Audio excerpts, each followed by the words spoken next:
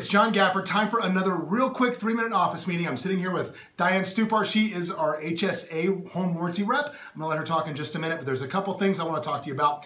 Number one, the division is really cracking down on advertising standards. We've had a couple of $500 fines come across our desk. They are looking at everything. So, I mean, from your social media, if it says the John Gafford Real Estate Group and that's not the name of your license, it needs to say whatever the name of your license is at Simply Vegas Real Estate. Not a division of, not part of, but at Simply Vegas Real Estate, your name at Simply Vegas, and you've got to include one of our company logos on everything that you do. We had somebody get a $500 fine because they were literally just playing with an auto poster Craigslist thing and a website, and it posted one Craigslist ad that didn't say Simply Vegas on it. They got a $500 fine. So I promise you they're cracking down. They're looking for anything they can find.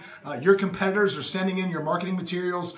They're trying to verify things, so don't puff your stats. Be very careful with how you're advertising, because I think they've decided this is how they're going to pay for new highways in Nevada, is to find real estate agents $500 a piece as we go along. The next thing I want to talk about real quick is I'm seeing way too many 2.5%, 3.5% commissions. Now I'm fine if that happens and we're the 3.5%, but there's way too many of the 2.5s coming to our side. So if you're writing a contract as a buyer's agent, it is unethical to negotiate commission as part of the contract. But keep in mind, if you have a buyer-broker agreement signed that states that your client is going to pay you, you're going to earn 3% in the buyer-broker. If there's a shortfall between what's offered in the MLS and what's in your buyer-broker agreement, that creates a material fact closing cost for your seller, and you can ask in the body of the contract that the seller make up that material fact closing cost. You're not acting unethical, you're acting in the best interest of your client. If you need exact verbiage for what to put there, please just email me. I'm happy to send that to you, because you're just leaving money on the table.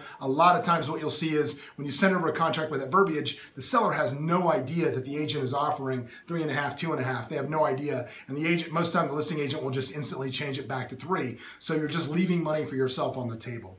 So make sure you don't do that. So now, without further ado, I'm going to introduce Diane from HSA. She's our new rep here. She's going to talk about something very important with the amount of listings we have. It's seller's coverage. So why should they get seller's coverage from HSA? Seller's coverage is just as important as buyer's coverage. You know, anything that comes up during the home inspection could help make or break that deal. You know, if the house has been on the market for a long time and it has an old AC unit or an old furnace, that's something that could possibly have coverage during the listing period. So it's in the best interest of the seller. It's going to save them money down the road.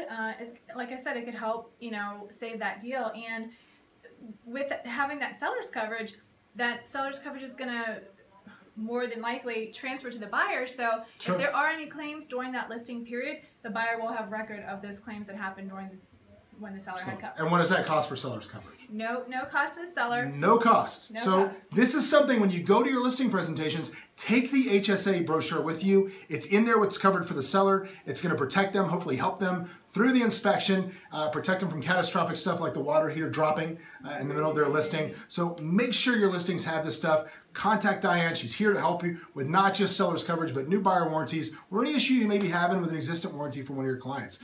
She's been super on top of it. Probably the best rep we've had from HSA for a long time, and we're happy to have her. She's great. So make sure you touch base and meet her. So that's all I got for the week. Have a great weekend. Let's go sell some real estate.